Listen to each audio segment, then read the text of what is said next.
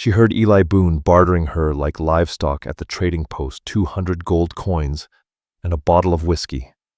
That was the sum they placed on her life, the men who claimed she belonged to them. Yet by the first streaks of dawn across the endless prairie, she was gone. What came next would transform a terrified runaway into a woman who chose fire over chains, open land over captivity, and a new name over the one that had enslaved her. The prairie stretched beyond their canvas tent, a sea of whispering grass, carrying secrets Lila Quinn had long forgotten how to hear. Her palm pressed against the rough fabric, feeling the desperate push of wind that threatened their fragile shelter. Missouri felt like a lifetime ago, though. Only months had passed since Eli had convinced her leaving was freedom. Freedom! The word now tasted bitter, like the grounds she'd been forced to brew twice a day to save pennies. Her wedding ring, catching the flicker of lamplight, thin and cold, had once promised salvation from Ransom's debts and Clara's disappointed sighs. Now it felt heavier than any iron shackle she had glimpsed on a runaway slave. Eli's voice drifted in from outside, mingling with the laughter of men around their fire, sharp cutting like splintered glass across the prairie air. Lila folded her hands tightly in her lap, tracing the worn folds of her dress. The blue one he'd bought her in Kansas City, back when his touches still held warmth instead of ownership. The canvas walls could not contain the weight of what she had begun to understand. Each day, new restrictions, new ways, Eli reminded her. She belonged to him now, in body, breath, and beating heart. The promises of a new life had crumbled like autumn leaves, leaving only bitter truth behind. She closed her eyes, remembering the girl who once climbed apple trees, read by candlelight. That girl believed in love stories and brave heroes and happy endings. That girl had thought marriage meant partnership, not possession. Beyond the canvas, the men's voices grew louder, clearer, slicing through the night. Lila held her breath, knowing she shouldn't listen, knowing that hearing would only shrink the cage that confined her. "She's strong." "Stock," Eli said, his voice the same he used to judge horses. Good hips for bearing nose her way around a kitchen.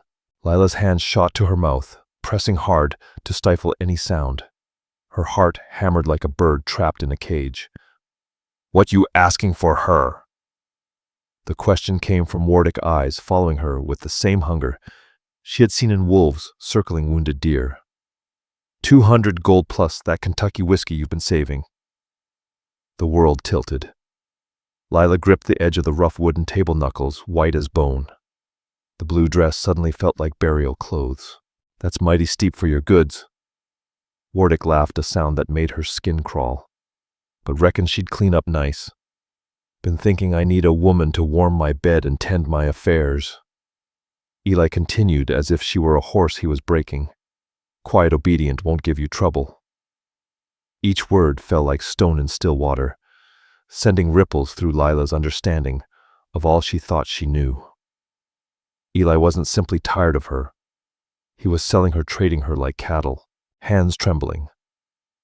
Lila reached under the mattress for her small bundle, Clara's pearl earrings, her grandmother's Bible, $17, saved from scrimping on provisions.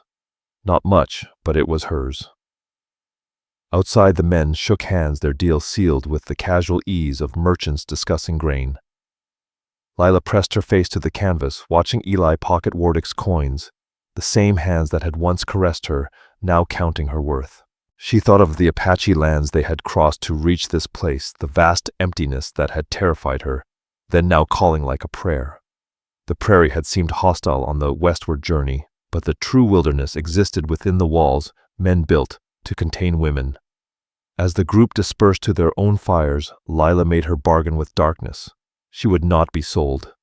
She would not be passed hand to hand like property. She would walk into the prairie wilderness before any man's cage. Moonlight silvered the grass as she gathered her few belongings, ready to face the open world that no one could claim. The grass rose, past her waist in some places, creating a living maze that swallowed her footsteps. Lila moved like a ghost, each step taking her further from the dying glow of campfires, deeper into a world belonging to no man. Her feet found a steady rhythm against the earth matching her heartbeat. The blue dress snagged on thorns and stems, but she did not pause. Let it tear, let it fray. It was Eli's dress, bought with his money, chosen for his pleasure. The night air carried scents Lila Quinn had never noticed inside the canvas tent: sage and sweet grass, earth still warm from the day's sun, and something wilder, something that spoke of lands untouched by plow. Her lungs expanded, drawing in a breath that tasted of freedom and fear in equal measure. Behind her, the camp shrank until it became just another star in the darkness. Lila didn't look back. She couldn't afford it. Looking back was a luxury for people who had somewhere to return. Clara's pearl earrings swung with each step, the only jewelry she had kept besides the wedding ring. She had already slipped from her finger and let fall somewhere in the grass. Let some coyote find it. Let it wonder at the strange circle that bound nothing to nothing. Hours passed, or maybe minutes. Time moved differently out here, measured not by clocks, but by the slow turning of constellations overhead. Her legs began to shake, city-soft feet protesting against the rough ground. But she pressed on, driven by the knowledge that Wardick would come at first light, expecting to find his purchase waiting meekly in Eli Boone's tent. The thought of Wardick's hands on her, his breath on her neck, gave her a strength she hadn't known she possessed. Better to collapse in this ocean of grass than submit to another cage, another set of walls, built from masculine certainty and feminine surrender. A creek's whisper reached her ears, growing louder as she stumbled toward it. Water meant life, meant she might survive until morning. Lila pushed through the final curtain of grass and saw the moonlight dancing. On the narrow stream's surface, she knelt, cupping the cold liquid in her palms and drinking deeply. It tasted of minerals and distance, of places beyond maps and territories unclaimed. For the first time in months, Lila felt something close to peace. Exhaustion hit her all at once, as if her body had been waiting for this brief safety to acknowledge its limits. She curled beside the stream, using her bundled petticoat as a pillow, letting the murmuring water carry her toward dreams of wide skies and roads that led anywhere but back. Dawn arrived like a gentle fever, warming Lila's face and drawing her from dreams of flying over endless grass. She woke with the sun climbing the eastern sky, body stiff from sleeping on hard ground. The stream caught the light and threw it back in sparkling fragments, each ripple a small celebration of survival. For a moment she forgot where she was and why. Then memory crashed over her like cold water. Eli Boone, the price of her flesh, counted out in gold coins. Lila sat up quickly, scanning the horizon for pursuers. Instead, she found a man. He sat motionless on a painted horse, perhaps 50 yards downstream, watching her with the patience of someone accustomed to waiting. Even at that distance, she could see the strong lines of his face, the way he carried himself, like he belonged to the vast landscape, rather than trying to conquer it. Her first instinct was to run, but her legs were weak from the night's flight. Her second instinct was to scream, but something in the man's stillness gave her pause. He didn't move toward her or away. He simply existed there, like a tree or a boulder, part of the prairie itself. Slowly she rose to her feet, her torn dress clinging to her legs, hair escaping in wild tangles. She must look like a madwoman, a scarecrow escaped from some farmer's field, yet the man on the horse showed neither fear nor amusement. His eyes held something she hadn't seen in years, curiosity, rather than ownership. "You're lost," he said finally, his voice carrying easily across the distance. His English was careful, precise, touched with the cadence of another tongue just beneath the surface. Lila opened her mouth to deny it, but the truth was too plain to hide. She was lost in every way that mattered, lost in geography and purpose, in the space between who she had been and who she might become. "Yes," she said instead, the word dropping into the morning air like a stone into still water. The man dismounted with fluid grace. His horse, a pinto mare with sharp, intelligent eyes, followed without rope or command. As he walked closer, Lila noticed the beadwork on his shirt. the way sunlight caught his dark hair, and the careful, deliberate way he moved so as not to startle her. "There are men looking for you," he said, once he was near enough to speak without raising his voice. "Men with horses and guns and anger in their hearts." Lila's breath caught. "How many?" she asked. "3," he said. "They speak of ownership and theft as if you were a horse wandering from a pasture." His eyes met hers, and something made her heart skip. Not pity, not desire, but recognition. "But horses do not choose to wander. People do." He extended a hand not to grab or claim, but as an invitation. "I'm Kyle, and you have a choice to make." Lila stared at the brown, strong, patient hand. No rings, no symbols of ownership, just calluses from work and weapons, fingers waiting without grasping. What choice, she asked, though part of her already knew. The question hummed in the space between them, like a prayer half-spoken. "You can return to them," Kale said, voice steady as the stream beside them. "They'll find you anyway. Wardick has claimed you and your husband." Kale said the word like it left a bitter taste. "Has taken payment. In their eyes, the transaction is done." Lila flinched. Hearing it said so plainly made the truth cut sharper than the thorns that had shredded her dress during the night. Or she whispered, "Or I choose to live." Kyle's hand stayed extended, steady as stone. But if she chose life, there was no turning back. She would step away from everything she had been, everything they had named her, and learn to become someone entirely new. The morning sun climbed higher, casting long dark shadows across the grass. She could hear her heartbeat in her ears, feel the weight of the decision pressing down like a physical burden on her shoulders. Behind Kyle, his horse waited with the same calm patience, as if she too understood the gravity of the moment. "What will happen to me?" Lila asked. "If I choose to live, you'll learn to survive, to read the land, understand the seasons, find water, shelter, and safety," Kale said, his gaze steady. "You teach me strength in ways my people never do," she said. "My people, Apache. We have words for women like you. Women who have walked through fire and kept walking. We have places for such women roles that don't involve ownership or sale." Lila thought of the Apache warriors she'd glimpsed during the westward journey, the way Eli Boone and the other men had spoken of them, with fear and contempt, calling them savage and uncivilized. Yet looking at Kale now, she saw no savagery in his patience, no uncivilized cruelty in his offer of choice. "Why," she asked, "would you help me?" Kale was quiet, considering his words. Finally he spoke, voice weighted with more than sympathy. "No person should be sold like a horse. The strong protect those who seek strength. The prairie is wide enough for all who have the courage to walk freely." Lila looked down at her torn dress, bare feet already cut from stones and thorns. She thought of Wardick's hungry eyes, Eli counting coins, the tent that had been her cage, potentially her tomb.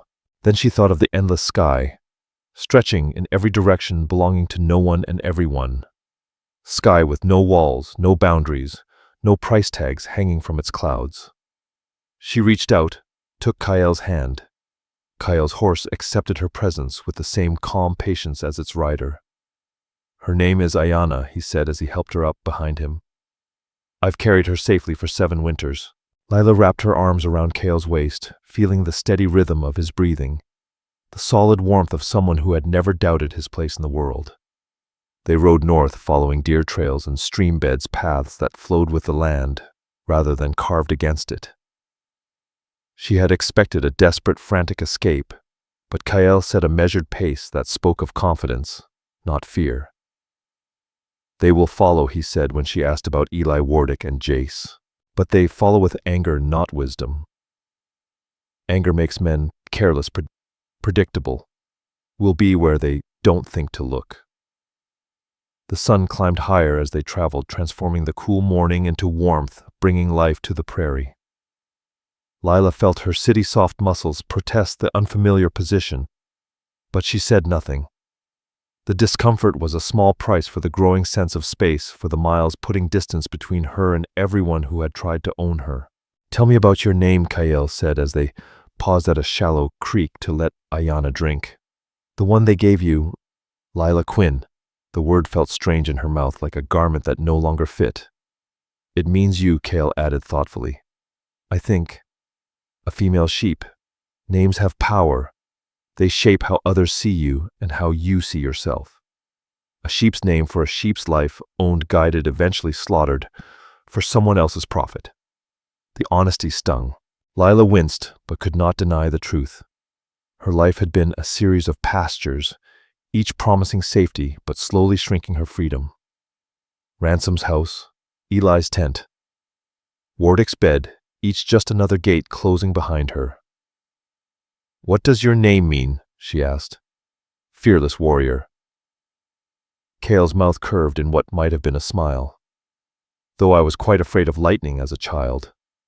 Names are not always prophecies, but sometimes they grow into them if you live them long enough.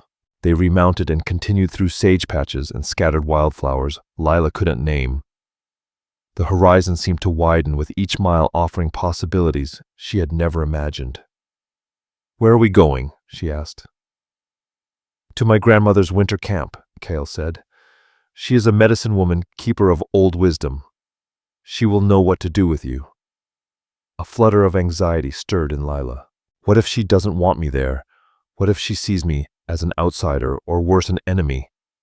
Kale was silent for a moment, guiding Ayana around a cluster of prairie dog mounds. My grandmother has eyes that see truth beneath the surface, Kyle said. She'll look at you and see not where you came from, but where you're heading. The confidence in his voice steadied Lila, yet she still felt the weight of uncertainty. She was fleeing toward people who had every reason to distrust her, carrying nothing but determination and the clothes on her back. What could she offer in return for sanctuary? As if reading her thoughts, Kyle spoke again. You asked why I help you. Now I ask, why do you accept help? What makes you willing to ride into unknown territory with a stranger? Lila considered the question, watching the endless grass flow past them like a green ocean.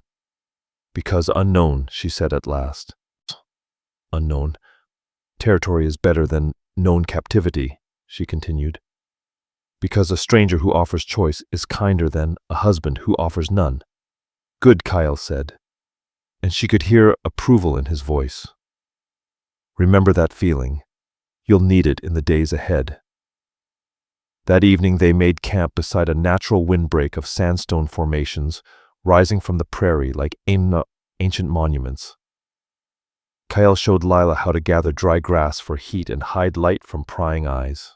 The earth speaks constantly, he said, kneeling by a patch of disturbed soil. Most people have forgotten how to listen. Lila knelt beside him, trying to see what he saw in the seemingly random arrangement of dirt and stone. To her eyes it looked like nothing more than earth. Kyle pointed to a barely visible depression in the ground. Rabbit trail, he said, tracing a line of compressed grass. Deer came to water this morning before the sun rose high. Gradually Lila began to see it. The land wasn't empty, it was full of stories written in tracks, bent stems, and disturbed soil. Every creature that passed left its mark for those who knew how to read the ancient script. Why is this important? She asked. Because knowledge keeps you alive. Understanding your environment means understanding your options. Kale stood brushing dirt from his hands. Your people see the prairie as empty space to cross or conquer. We see it as alive with moods and messages, gifts and warnings. To prove his point, he led her to a patch of plants she'd walked past unnoticed. Yarrow, he said, touching the feathery leaves. Good for healing cuts and stopping bleeding. And this? He indicated a cluster of purple flowers. Bergamot. It will ease stomach sickness and make a tea to soothe the throat. Lila tried to memorize the shapes and colors, the subtle differences that separated medicine from ordinary plants. I'm not good at this, she admitted after confusing yarrow with a similar-looking useless plant for the third time. You're learning? Kyle corrected. That's different from being good. Being good comes later after your hands have touched 1,000 plants and your eyes have learned to see what matters. They ate dried meat and berries as the sun sank, painting the western sky in gold and crimson. Lila felt her body beginning to adapt to the rhythm sleeping when darkness fell, waking with the light, moving in harmony with the natural world instead of resisting it. Tomorrow, Kale said, I'll teach you to make a walking stick and cut trail markers signs to help you if you get separated from those who know the paths. Are you planning to abandon me? Lila asked, surprised at how the thought frightened her. I am planning, he replied, to ensure you can survive abandonment. There's a difference. One is cruelty, the other is kindness. Lila wrapped herself in the spare blanket he had given her, pressing against the warm stone. Above them, stars emerged like scattered diamonds, brighter than any she had ever seen through the canvas walls of Eli Boone's tent. For the first time in months, she fell asleep without fear of what morning might bring. On the third day, revelation came in the form of smoke on the horizon. Lila saw at first a thin, dark line rising from the southeast and pointed it out to Cheyenne as they crested a low hill. He studied it with the intensity of someone reading vital news, his face darkening. They burned the grass behind us, he said finally, to erase our trail. Or to signal others, Eli perhaps, or other searchers. Kale turned Ayanna toward a cluster of cottonwoods, marking another stream. We'll rest here and decide how to proceed. But rest was impossible for Lila. The smoke pressed down on her shoulders like a physical weight, a reminder that her past hadn't vanished with her flight. It pursued her, relentlessly patient as a hunting pack.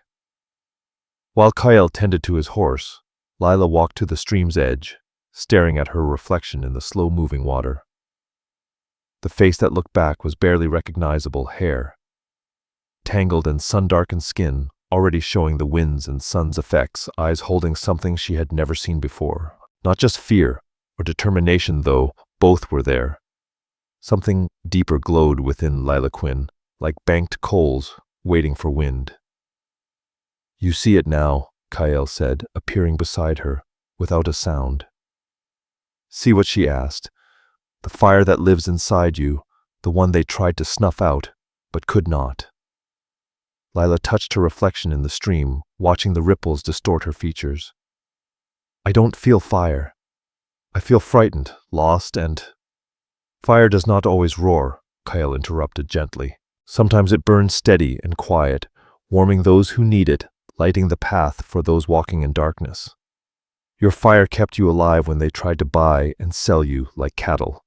It will keep you alive now. Smoke on the horizon thickened, darker, more ominous. Lila's thoughts turned to Eli Boone. Was he down there cursing her name, plotting her capture? Did he see her flight as theft of property, or as a personal rejection of his authority that demanded punishment?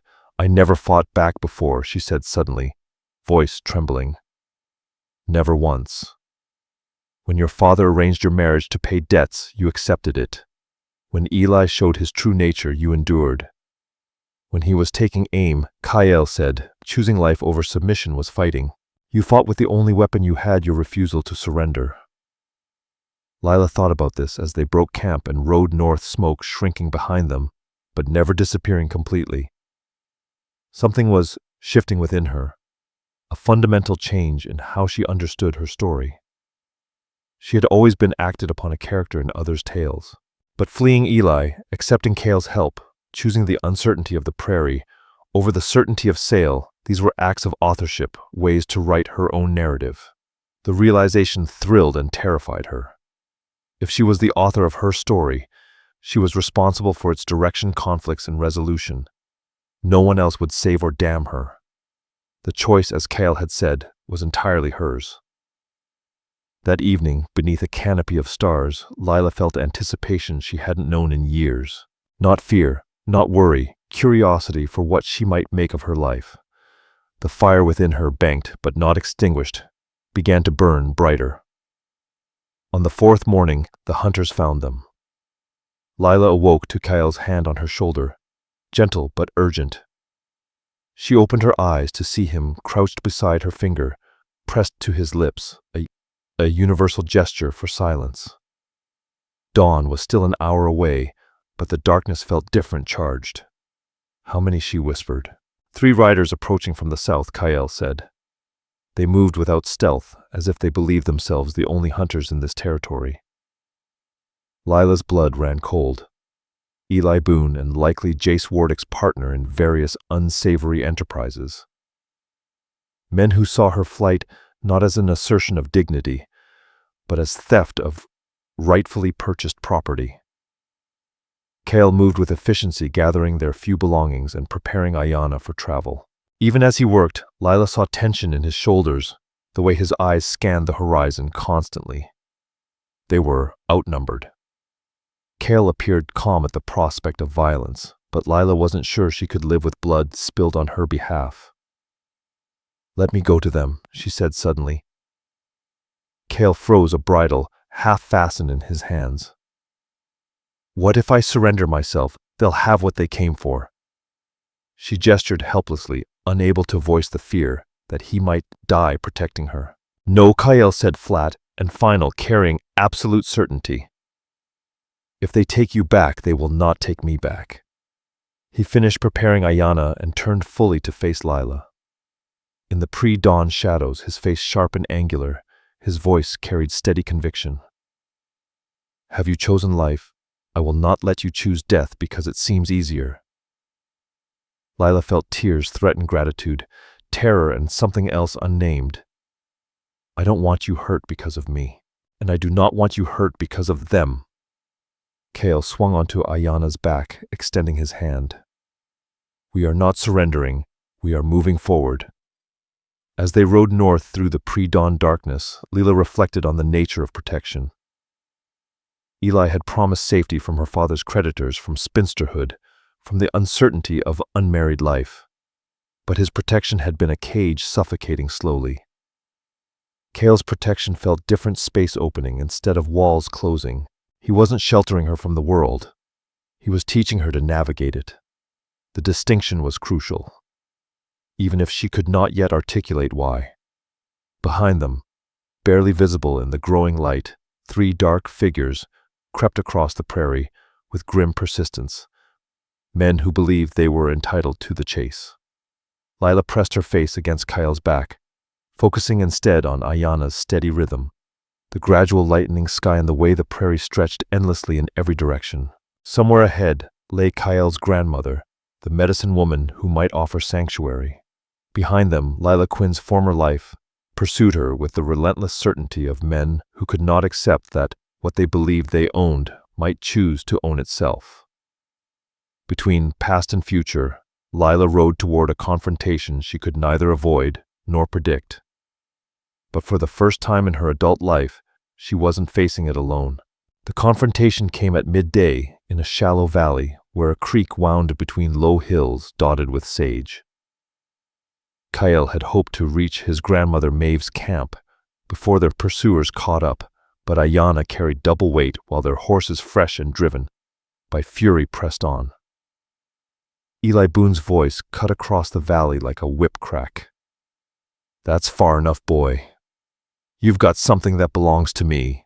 Lila felt Cale's muscles tense beneath her, but he didn't reach for the rifle slung across his saddles or the knife at his belt. Instead, he guided Ayanna to face their pursuers, placing himself between Lila and the 3 mounted men who had ridden them down. Eli sat his horse with the easy confidence of a man who had never doubted his right to take what he wanted. Wardick flanked him on the left, small eyes bright with anticipation. On the right, Jace rested one hand casually on his pistol grip, ready to draw at the first sign of trouble. She ain't property to be stolen, Cale said, his voice carrying clearly across the distance. Eli laughed, a sound like breaking glass. Hell, she ain't paid good money for her, got the marriage certificate to prove ownership. You savages might not understand legal documents, but they mean something to civilized folk. Lila felt a flare of anger ignite in her chest, pure and suffocating. Not at being claimed, she had expected that, but at the casual way Eli dismissed Cale, reducing him to a stereotype to justify the violence they planned. Before she could think, before fear could stop her, Lila slid down from Ayana's back. No, Kale said sharply, but she was already walking toward Eli, her torn dress fluttering in the prairie wind. You want to talk about ownership? She called, voice stronger than she expected. Let's talk about it, Eli. Let's talk about how you own things. Eli's smile faltered. He had expected submission, tears, pleas for mercy. He hadn't expected her to meet his gaze, to speak with the clear, ringing tone of someone with nothing left to lose. You own a horse? Lila continued, stopping just out of reach. You own a saddle, a rifle, whatever gold Wardick paid. You paid for the privilege of raping me in his bed instead of yours. Morrison shifted uncomfortably, Jace's hand tightening on his weapon. But you never owned me, Eli. Not my thoughts, not my dreams, not the part of me that chose to walk away from your plans to sell me like a broodmare. Her voice grew stronger with each word. You owned a marriage certificate. You owned my fear. You owned my silence. But you never owned me. Eli's face darkened with anger. Ungrateful. I walked away from you. I walked away in flames. Lila cut him off. I walked away burning with the knowledge that I was never yours to sell. Silence followed, broken only by the wind through the grass and the shifting of horses. Lila felt the power of her words, hang in the air like smoke, reshaping the confrontation in ways none of them had expected. Behind her, Kale's quiet voice said, She has chosen. The choice is sacred. Even to those who do not honor sacred things. Eli's hand moved toward his gun, but Jace caught his wrist. Tom, he said quietly, think about this. 3 against 1 are decent odds, but that one's Apache. They don't fight like us. They fight to win. For a long moment, the tableau held Lila standing alone in the grass. Kale mounted and watchful behind her, 3 men on horseback, calculating the cost of their claimed prize. Then Eli spat in the dirt and turned his horse away. Keep her. Ain't no civilized man gonna want her after she's been with a savage anyway. Spoiled goods, now worthless as week old meat. Lila watched them ride off, heart hammering against her ribs like a caged bird finally learning to fly. She had spoken her truth to the men who had tried to buy and sell her. And she was still standing still, breathing, still choosing her own direction. Kyle rode up beside her, eyes bright with something that might have been pride. Fire walked, he said softly. What it is, what we call women who have passed through flame and kept walking. Women who have faced their greatest fear and discovered it could not consume them. Kyle extended his hand to help Lila Quinn back onto Ayana. You are firewalked now, Lila, he said softly. The question is, who will you choose to become? Kyle's grandmother lived in a camp of 6 lodges, nestled among cottonwoods, beside a clear running stream. Smoke rose from cooking fires, and the laughter of children mingled with the voices of women, preparing the evening meal. It looked, Lila thought, like peace, made manifest in hide wood and the rhythm of daily life. The old woman emerged from the largest lodge, silver hair braided with beads and feathers. Her face mapped with the lines of years and weather. She studied Lila with eyes that seemed to see through flesh to something deeper. Grandmother Kell said as he dismounted and helped Lila down, I bring you a firewalker. The old woman, whose name Lila learned was Maeve, circled her, slowly taking in her torn dress, sun-darkened skin, and the new straightness in her posture that spoke of recent transformation. What was your name in the world of cages? Maeve asked her. English accented, but clear. Rachel Lila replied, voice quiet. And what does this name mean, you female sheep? Maeve nodded thoughtfully. A name chosen by those who wished her docile, easily, led valuable only for what she could produce for others. She stopped in front of Lila, eyes level with hers. But sheep do not walk through fire. Sheep do not choose prairie over pasture. What name will you choose for yourself? The question hung in the air like incense, rich with possibility. Lila realized this was the moment Kyle had been preparing her for, not just escape from her old life, but conscious creation of a new one. Choosing a name was choosing identity, the story she would tell about herself from this day forward. I don't know, she admitted. I've never named myself before. Maeve smiled, transforming her weathered face into something luminous. Then you will live among us until you do know. You will learn.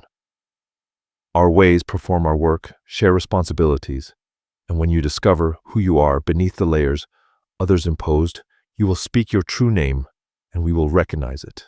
That evening, the camp gathered around the central fire to hear Lila's story.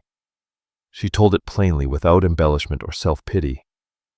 The arranged marriage, her gradual understanding of Eli Boone's nature, the night she heard herself being sold, and the choice to flee rather than submit. When she finished, the circle was quiet. Then Maeve spoke. You have walked the path that separates those who accept their circumstances from those who create them. This is not an easy path. Many who begin it turn back before reaching the end. An older man, introduced as Bram, Maeve's brother, added his voice. There will be resistance. Your former people will not easily accept your transformation. They will try to reclaim you, to force you back into the shape they found useful. Lila nodded. She had expected this, had seen the rage in Eli's eyes when she had spoken her truth. What can I do to prepare? She asked. Learn, said a woman with kind eyes and strong hands. Learn to feed yourself, to shelter yourself, to defend yourself. Learn to be useful to this community, not as property but as a person. Learn to think like someone who belongs to herself. Over the following days, Lila began her education in earnest. She learned to tan hides and sew with sinew, preserve meat, gather medicines, and read the weather and animal behavior. Her hands, soft from domestic servitude, grew calloused and capable. Her muscles, weakened by inactivity and poor nutrition, began to strengthen. But the most important lessons were less tangible. She studied a new way of being a woman, not as adjunct to man, but as a complete person. Not as property, but as participant. Not as sheep, but as something wilder, infinitely more complex. At night, lying in the lodge, Maeve had assigned her Lila. Would try out names in her mind like garments she might wear. None felt right yet, but she sensed her true name forming deep within, waiting for the moment she could speak it aloud. 6 weeks after her arrival, while kneeling by the stream, washing clothes and watching the sun paint the water gold, it came. Taoyoka. She who brings happiness. Lila still, Rachel in that moment, sat back on her heels and let the name settle into her bones. It felt like coming home to a place she'd never seen yet, always known, like finding the key to a door she'd long sought to open. She was no longer the docile creature whose value lay in usefulness to others. She was a bringer of happiness, not as service or performance, but as her essential nature. Her joy was her own to give or withhold, a gift she chose to share rather than a duty she was bound to perform. That evening, she asked Maeve to convene the naming circle. The ceremony was simple, but profound. Lila stood in the center of the gathered community and spoke her chosen name 3 times each, stronger than the last. Maeve placed her hands on Lila's shoulders and spoke the words that made the transformation official. Lila Quinn, no longer Rachel of cages. Taoyoka walks among us now, fire-walked and free, belonging to herself and choosing to belong also to us. The circle erupted in celebration, singing and drumming across the prairie like a proclamation of joy. Taoyoka felt the music enter her bones, her new name settling into her soul like a seed finding perfect soil. Later, as the celebration continued around them, Kyle found Lila Quinn, sitting by the stream, staring up at the stars. Regrets, he asked, settling beside her on the grassy bank. Did she regret leaving the life she had known, the security of walls, ceilings, and predictable days? Did she regret the comfort of being told what to do, what to think, what to want?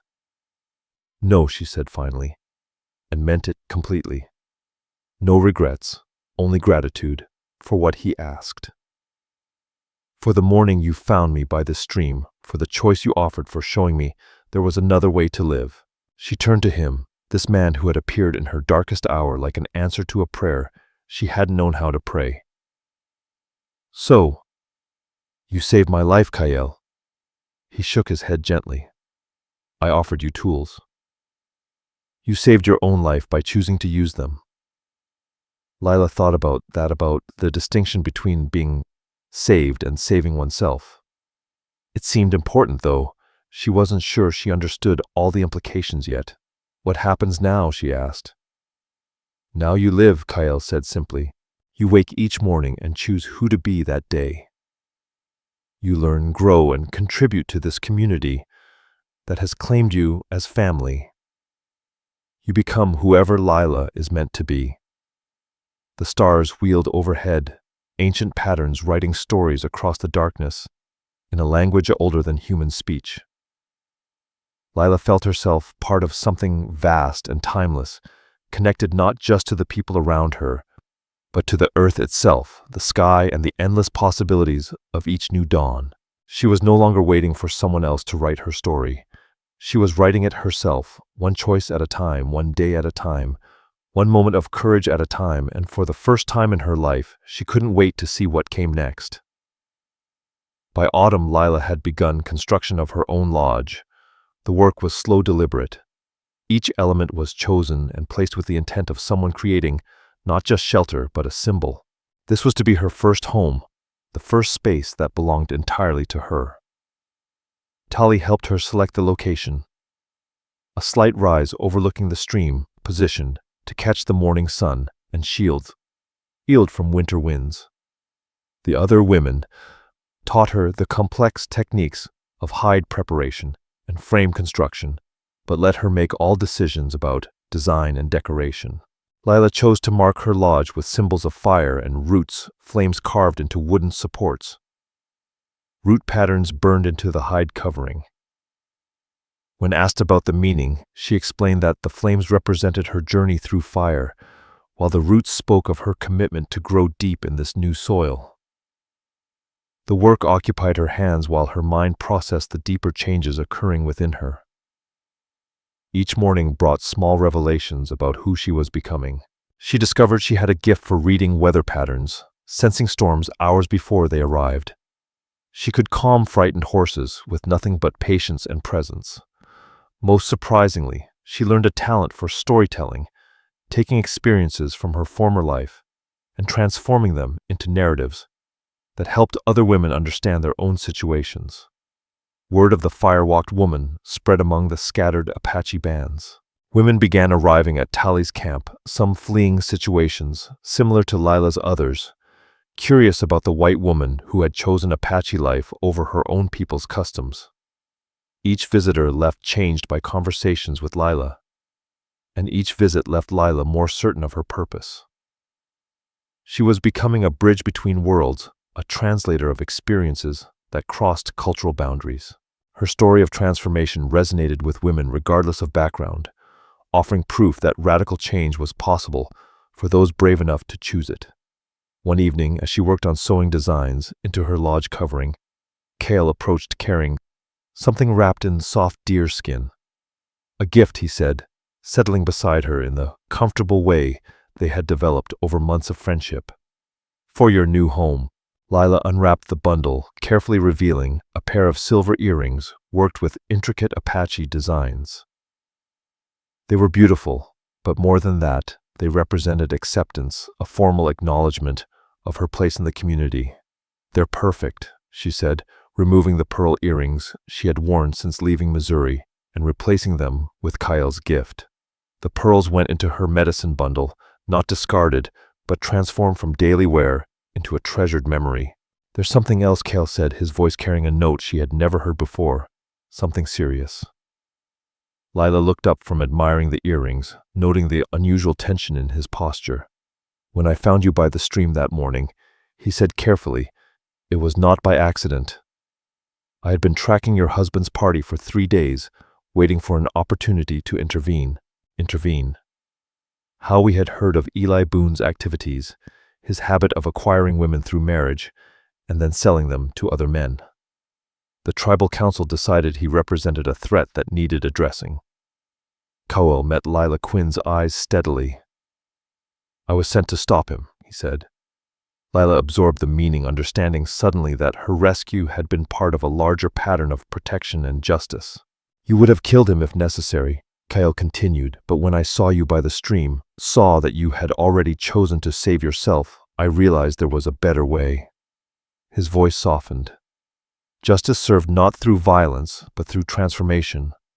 Not just stopping one man's evil, but creating something good to counterbalance it. The revelation shifted everything Lila thought she knew about her rescue. She hadn't simply stumbled into salvation. She had stepped into the middle of a planned intervention, her flight perfectly aligning with Kyle's mission. "Does it change anything?" he asked, clearly concerned about her reaction. Knowing that your rescue was planned, Lila turned the new understanding over in her mind like a stone in her palm. Did it diminish her agency to learn? Help had already been on the way. Did it make her transformation less authentic? "No," she said, finally. "You offered me choice. That's what mattered. Not whether you came looking for me or found me by accident, but what you did when you found me." She smiled, feeling the truth settle into her bones.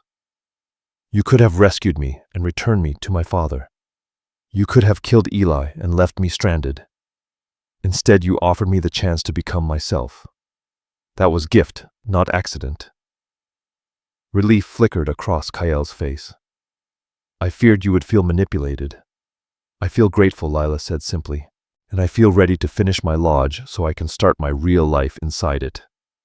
As winter approached, Lila's home neared completion.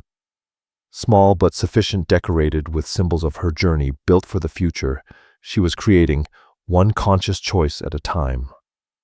She was no longer becoming someone. She was fully realized, rooted in the earth of her own choosing, continuously growing. Spring brought visitors she had not expected to see again. She worked in her garden, herbs and vegetables, cultivated using Apache techniques, when Tally approached with a carefully measured expression. "There are men at the edge of camp," the old woman said. "White men. They asked to speak with the woman they called Rachel Boone." Lila felt her breath catch, but not with old fear. This was different anticipation rather than terror, curiosity rather than dread. She had wondered if this moment would come, and now that it had, she was ready. Eli stood with two men she didn't recognize, all looking uncomfortable and out of place among the lodges and cooking fires.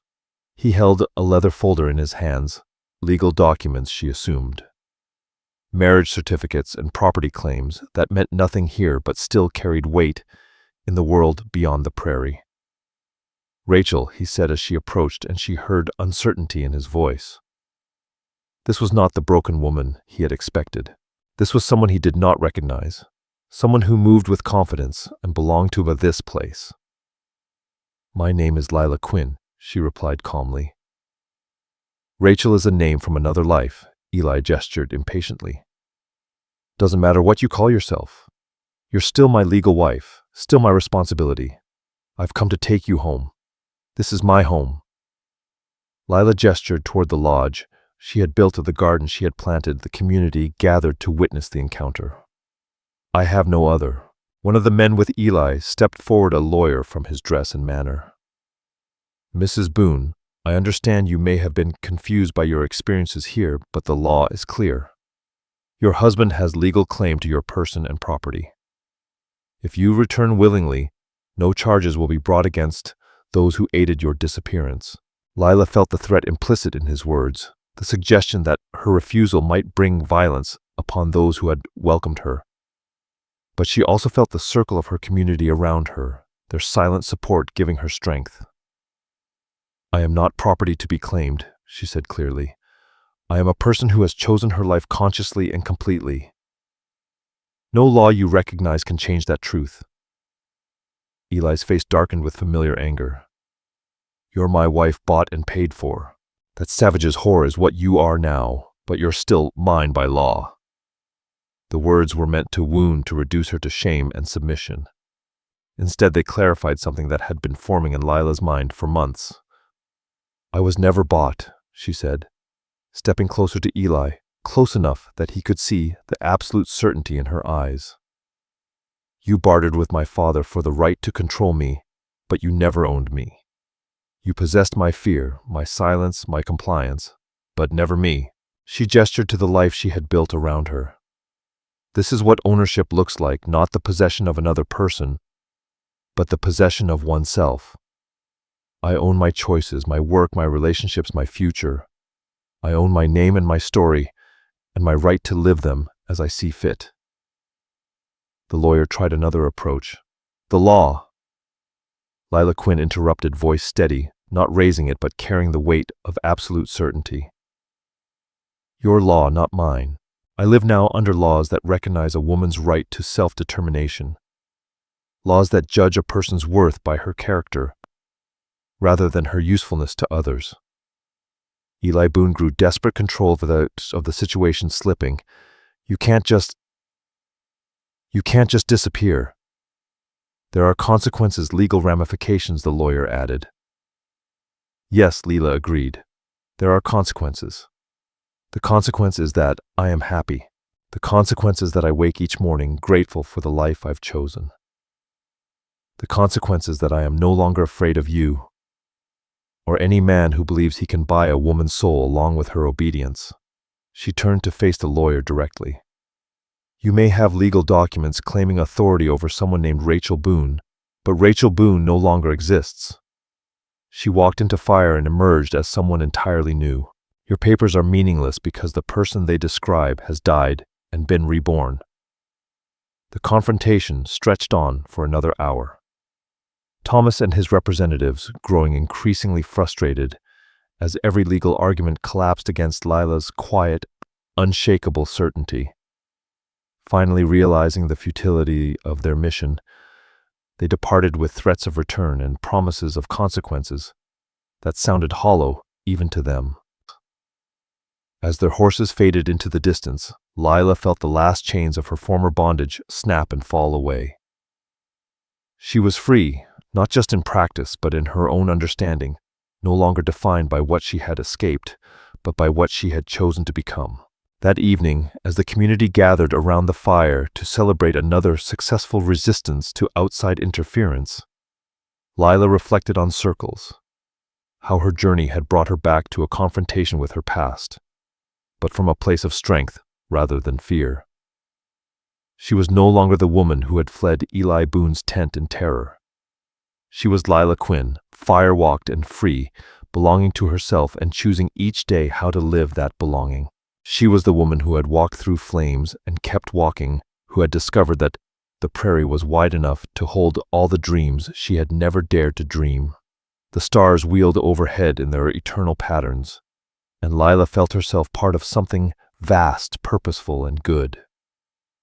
She had been born twice, once into the world of others' expectations, and once into the world of her own choosing. The second birth, she reflected, had been infinitely more difficult and infinitely more worthwhile.